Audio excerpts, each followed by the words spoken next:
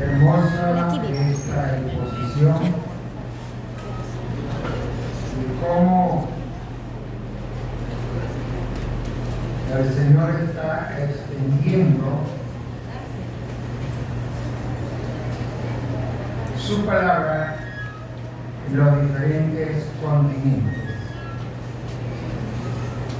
Australia, 80% de creyentes, pero en otros países muy alto, especialmente donde está el islamismo. En esta mañana vamos a ver 5 oraciones efectivas. No significa que sean únicas, pero vamos a ver esas 5 oraciones efectivas. Yo quiero que usted me ayude. Cuando yo diga una cita, usted levanta la mano y yo se la dejo. Comenzamos con Génesis 32:26. Hermana Rita. Otra, Éxodo 32, 31 y 32. Hermano Reina. No, yo le digo, hermano Reina. Otra. ¿La puede repetir, pastor? No. Éxodo 32, 31 y 32. Otra. Salmo 51, 1 y 2. Aquí la hermana Ruth. Otra. Hechos 16, 30. Allá la hermana Irma.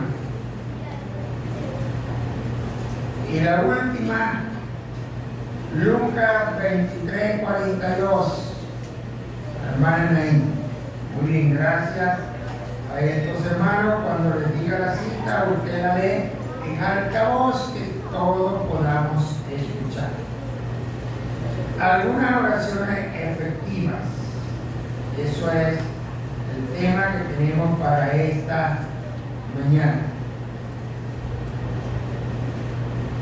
Hermanos, usted y yo estamos metidos en las redes. Y en las redes hay miles de oraciones. Todos los días. Oraciones por la mañana, oraciones por la tarde, oraciones por la noche, oraciones al mediodía, etc. Algunas tienen muy buena estructura. Yo me he puesto a leerlas. Es decir, están muy bien formadas las oraciones que aparecen aquí. Otras usan un lenguaje muy selecto, muy armonioso, muy poético. Deben ser personas que son buenas, ¿verdad? Muy bonitas. Pero aunque tengan todas estas cosas, esas oraciones, ellas caen en el terreno de lo que Cristo dijo: vanas repeticiones. Vanas repeticiones. Algunas de ellas, yo sé que usted las ha leído y es para que usted vaya bien todo el día, que no le pase nada. Otras para que usted duerma en paz, que usted se acueste y hasta el otro día. Otra para que los negocios sean fructíferos, para que usted no vaya en bancarrota. Y otra, diferentes santos vírgenes. Pero volvemos a lo mismo. Vanas repeticiones. Y cuando una oración cae en vana repetición de otra oración, eso se llama rezo. ¿Por qué? Porque aquello no está saliendo de su corazón, porque aquello no está saliendo de su mente, y de su voluntad, sino que está saliendo de otra persona. Entonces se convierte en eso. Y no queremos vana repetición. Por eso en esta mañana vamos a ver algunas oraciones efectivas, 5, no significa que sean todas, pero son un ejemplo para que usted pueda seguirlas, ¿verdad? No repetirlas, sino seguirlas.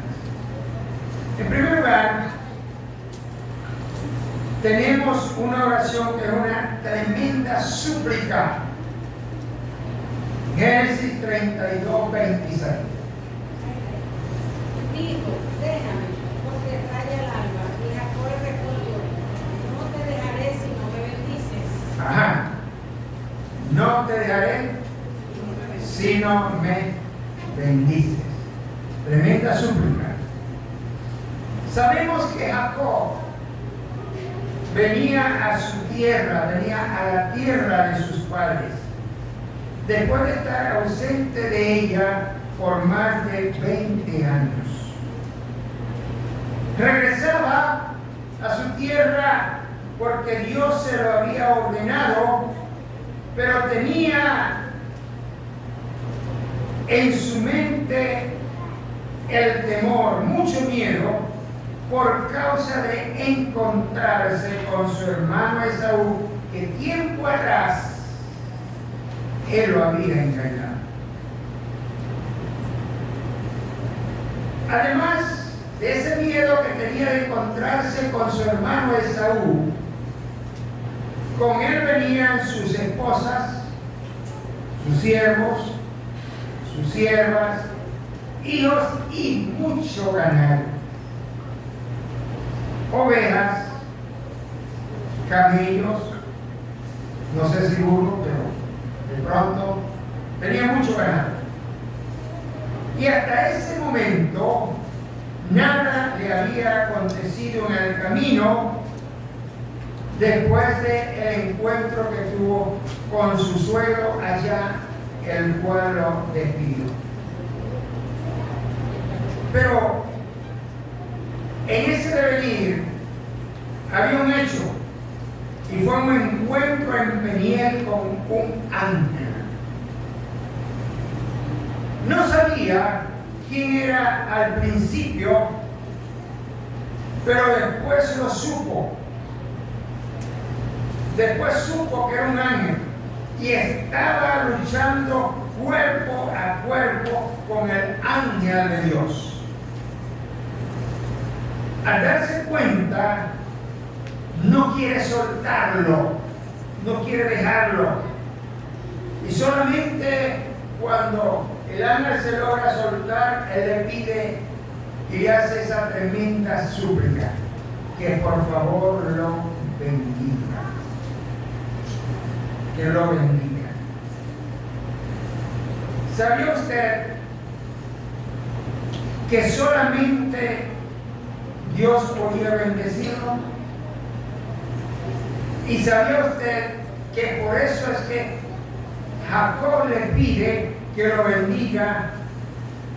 Porque era una teofanía, era una imagen o un ángel, la presencia de Dios. Y él dice, no te dejaré si no me bendices.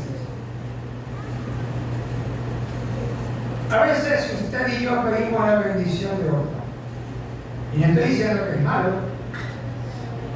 pero el único que en realidad, en verdad, puede bendecirnos es Dios, más nadie. Aunque usted lo haga, y no estoy diciendo que es malo, pero que en realidad el único sobre esta tierra que puede darnos la mejor bendición es la de Dios. Es la de Dios. Y por eso Jacob le pide que lo bendiga y el ángel lo bendice de esa manera maravillosa. En segundo lugar, tenemos una oración intercesora. Esto lo encontramos en Éxodo 32, 31 y 32. Escuchemos. Entonces volvió Moisés a Jehová y dijo: Te ruego pues, este pueblo ha cometido un gran pecado, porque se hicieron dioses de oro. Que perdones ahora su pecado, y si no, ráeme ahora de tu libro que has escrito. Amén. Aquí tenemos a Moisés, a Jacob, acá Moisés. Moisés había estado ausente de su pueblo por 40 días y 40 noches. En todo ese tiempo el pueblo no lo había visto, no sabía absolutamente nada de él. Había dejado encargado del pueblo a su hermano Aarón para que él condujera de la manera más sabia y más prudente al pueblo. Pero Aarón lamentablemente no cumplió su trabajo como debía haberlo hecho, y entonces el pueblo se hizo un ídolo. Un ídolo. Tal vez recordando el becerro o el animal que habían matado la noche antes de salir de Egipto. Tal vez recordando aquello. Cuando Moisés baja del monte, entonces viene con las tablas de la ley y se da cuenta que el pueblo está en una fiesta que ellos decían que era para Dios, pero que no era para Dios. No era para Dios, aunque estaban diciendo que era una fiesta para Dios. Era para el ídolo. Era para un ídolo muy bonito, muy bien hecho, con mucho colorido porque era de oro. Imagínense ustedes. Pero no era adoración a Dios, aunque era hermoso, bello, quizás resplandecía, pero esa no era adoración a Dios, y menos esa fiesta para Dios. Al ver aquello, Moisés se llenó de ira, enojo, y tiró a las tablas de la ley, y dice la palabra que por este hecho ese día murieron más de 3,000 hombres.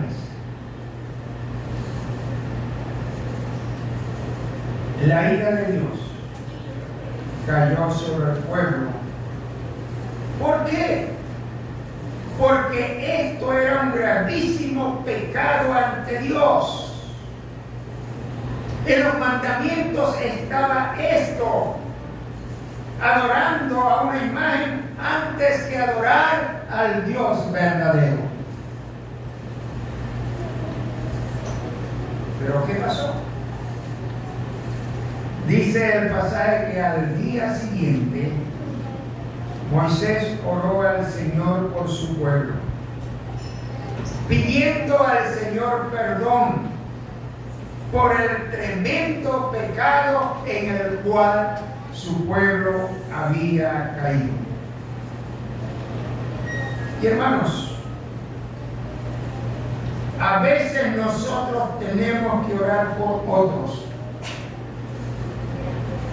A veces nosotros como padres tenemos que orar por los hijos porque tal vez están haciendo cosas que no son agradables al Señor. A veces tenemos que orar por nuestros hermanos en la carne.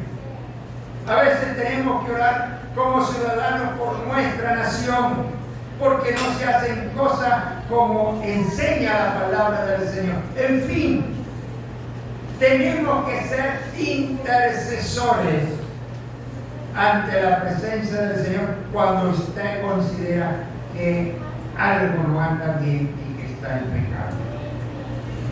Moisés murió ese tremendo día. En tercer lugar, la gran oración de limpieza. Salmo 51, 1 y 2. Ten piedad de mí, oh Dios, conforme a tu misericordia, conforme a la multitud de tus piedades, borra mis rebeliones. Lávame más y más de mi maldad y límpiame de mi pecado. Gracias. Ahora encontramos al rey David. Él estaba en su palacio,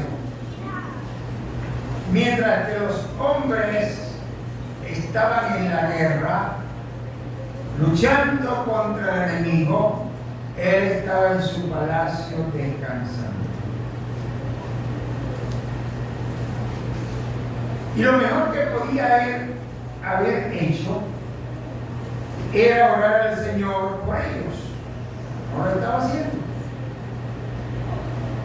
Estaba descansando. Y de pronto, como dice la gente que la vista es necia, de pronto por estar de mirón, vio que allá estaba una mujer bañándose en su casa, no en la casa de él, en su casa, y él la vio y la deseó. E inmediatamente envió a uno de sus siervos y la llamó, la hizo traer hasta su casa, porque si no lo hubiera traído no hubiera pasado nada. Pero aquel siervo se la trajo a su casa, se acostó con ella, mientras que su esposo estaba allá en la batalla, en la guerra. Se acostó con ella, quedó embarazada y ella se lo hizo saber.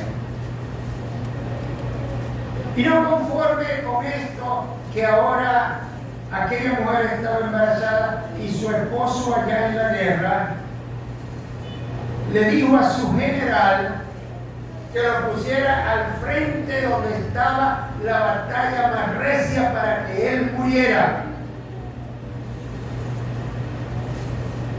para que el enemigo lo matara. Y así aconteció. Murió su esposo. Cumplieron la orden. Y él pensó que nada había pasado, que nadie se había dado cuenta de aquello. Pero no era así. El Señor sí sabía lo que David había hecho. Dios envió al profeta Natán y le hizo ver su pecado de adulterio, su pecado de homicidio, y tuvo que reconocer su pecado y pedir perdón al Señor por esto, pagando además las consecuencias. No significa que Dios no lo perdonó, sí, Dios lo perdonó.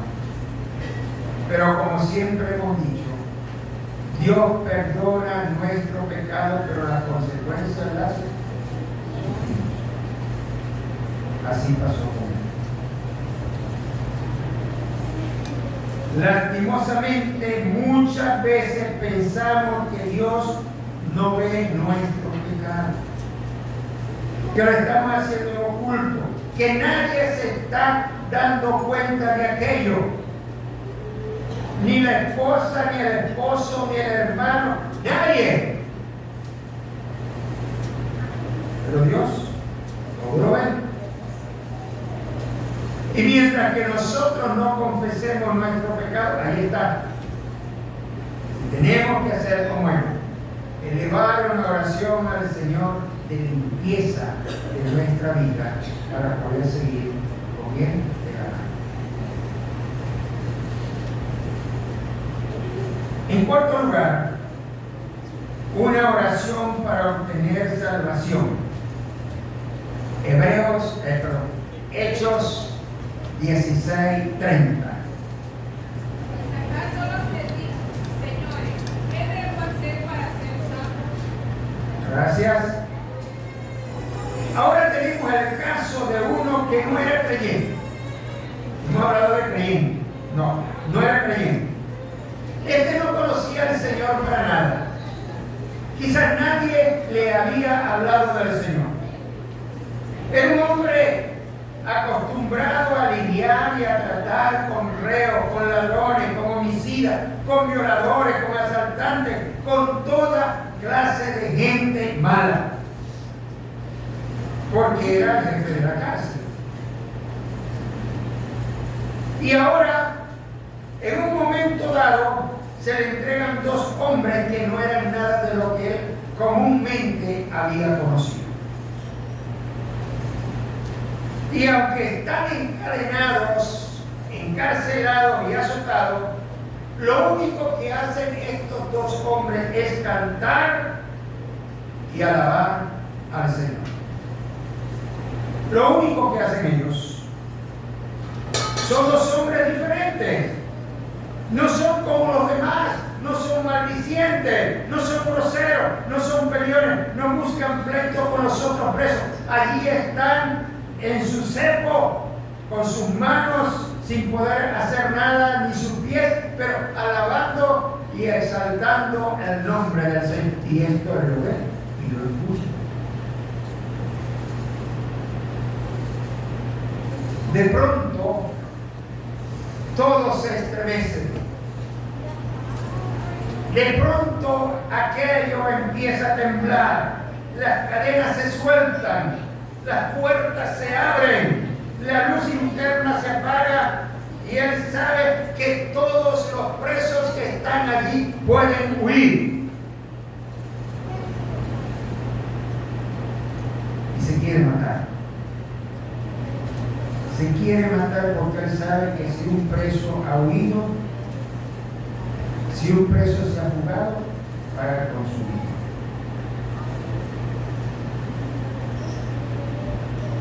Se quiere matar. Pide luz para entrar, para ir hacia adentro. Y encuentra a los presos en su lugar. Y los dos creyentes allí sentados. Sueltas las cadenas, sueltas del cerco, la puerta abierta, pero ellos allí sentados. Esto a él lo asombra y por esto exclama delante de ellos: Señores, ¿qué debo hacer para ser salvo? Ustedes son diferentes. Ustedes no son como nosotros. Ustedes predican la salvación y la viven. Y esta pregunta, ¿qué debo hacer para ser salvo? Esta pregunta puede tener muchas respuestas, pero solamente una es la correcta y la verdadera, la que ellos le dieron. Cree en el Señor Jesucristo y serás salvo tú y tu casa.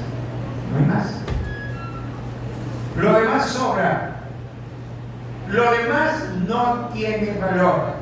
Cree en el Señor Jesucristo. Esa oración fue contestada y él aceptó al Señor. Fue a su casa, creyeron los suyos y todo su hogar llegó a los pies del Señor. ¿Te has hecho tú alguna vez esta pregunta? ¿O has hecho tú alguna vez esta pregunta? ¿Qué debo hacer para ser salvo? O quizás te la han hecho y tú has dado otra respuesta, porque la única respuesta correcta es: cree en el Señor Jesucristo y serás salvo tú. No hay más. Y por último, una oración en el último minuto de la vida. Lucas 23:42. Cuando llegó a aquel lugar, orando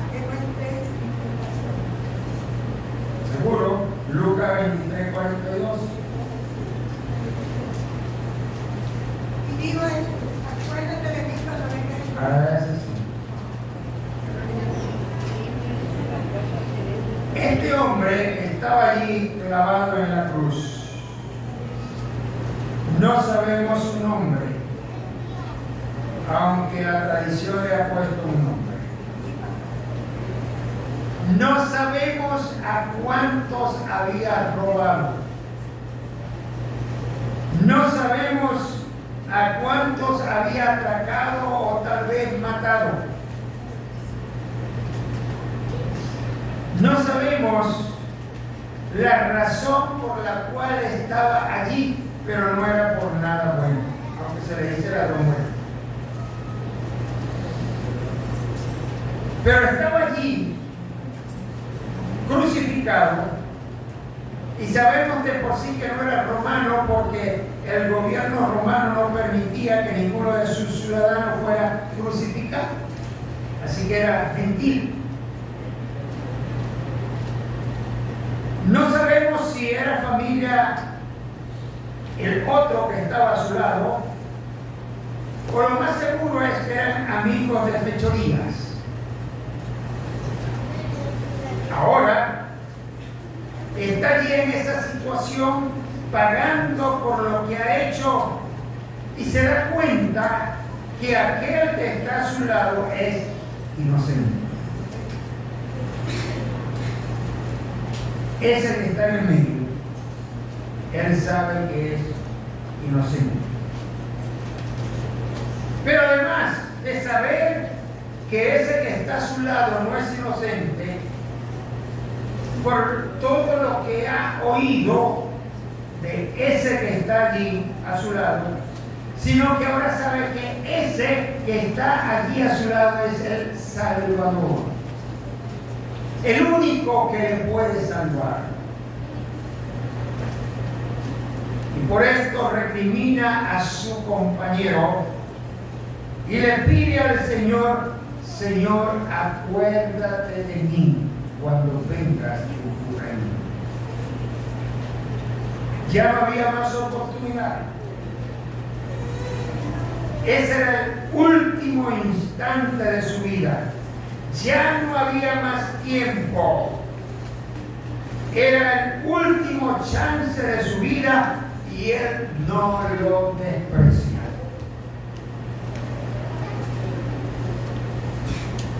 Y muchas veces cuando les hablamos a la persona acerca del Señor y de su salvación, ellos nos dicen: cuando esté más viejito,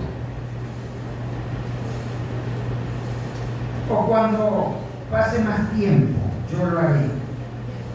O sea, pensando que van a tener más tiempo o que van a llegar a la vejez. Pero este hombre sabía que no tenía más tiempo, que no tenía más chance y que ese era el último minuto de su vida y no desprecia ese momento tan precioso. Allí en la cruz, moribundo, pone su fe en el Señor y oye una hermosa voz a su oído que le dice: hoy estarás conmigo en el paraíso. Qué glorioso, qué hermoso lo que dio ese hombre. ¿Y de quién lo dio? Del Salvador. Hoy estarás conmigo en el paraíso. Ya no hay más que pedir, ya no hay más que preguntar, solo hay que creer, y él lo aceptó. Pregunto: ¿le dará Dios a ti otra oportunidad, o la última oportunidad como lo hizo con este ladrón? ¿O piensas como mucho que tienes mucho tiempo para vivir? No sabemos. Usted y yo no sabemos el tiempo que el Señor nos permite estar sobre esta tierra. Hoy puede ser el día. Tienes que orar y tienes que pedirle al Señor por tu salvación, como lo hizo este hombre.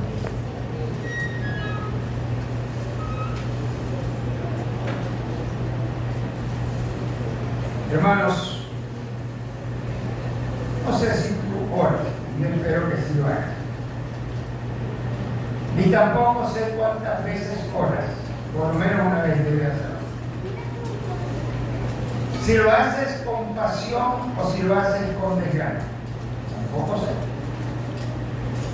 De todas maneras, la oración es una conversación hermosa cuando la hacemos al Señor y Él responderá a su tiempo. No repitas oraciones. No te las aprendas. Manifiesta lo que está en tu corazón y lo que salga de Él y el Señor te responderá. Como decía el hermano Billy Graham, ora. Ora cuando no quieras. Ora. Ora cuando quieras. Ora cuando te cansas. Ora cuando tengas sueños. Ora cuando tengas cansancio. Pero de todas maneras, ora. De todas maneras, ora. Dios responde cualquier oración. No hay oraciones mejores o peores. Solo Dios conoce el corazón de aquella persona que está orando. Por eso hemos visto en esta mañana a dos que oraron por salvación. Uno que era rudo, fuerte, padre de familia. Otro era un perverso, un ladrón, un malhechor, un asesino, pero ambos pidieron en oración al Señor la salvación y al Señor se la dio. Te pregunto, ¿quieres tú hacer como lo hizo el carcelero? Preguntar y saber que el único que te puede hacer salvo es el Señor. O como hizo el ladrón, aceptar esa salvación tan hermosa y tan preciosa que tuvo allí en el último instante de su vida.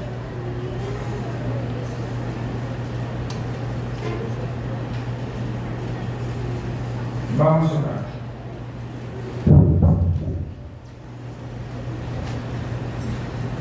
Si usted quiere ponerse de pie, hágalo, si no, quédese sentado como usted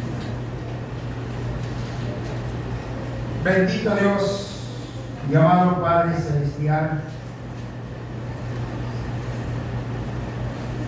tú nos enseñas en tu palabra que siempre debemos orar a ti. Que lo que digamos salga de nuestro corazón, de nuestra voluntad, de nuestros sentimientos. Porque sabemos, Señor, que tú la aceptas y tú la vas a responder. Señor, si en esta mañana hay un amigo o una amiga que todavía no ha experimentado ese gozo, esa satisfacción, esa seguridad, esa certeza de la salvación para su vida. Y en esta mañana, Señor, tú la estás ofreciendo por tu Santo Espíritu. Que sea Él tocando tu vida, que sea Él tocando tu corazón y que sea Él, Señor, convenciéndote de pecado. Señor, que tu palabra pueda germinar en cada corazón, pueda llevar el fruto deseado y que todo sea para la gloria y para la honra.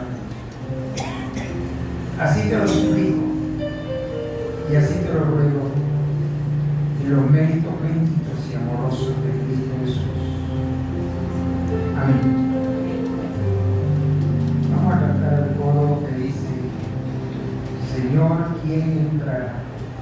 Y si usted en esta mañana quiere entrar a la presencia del Señor, va hacia adelante.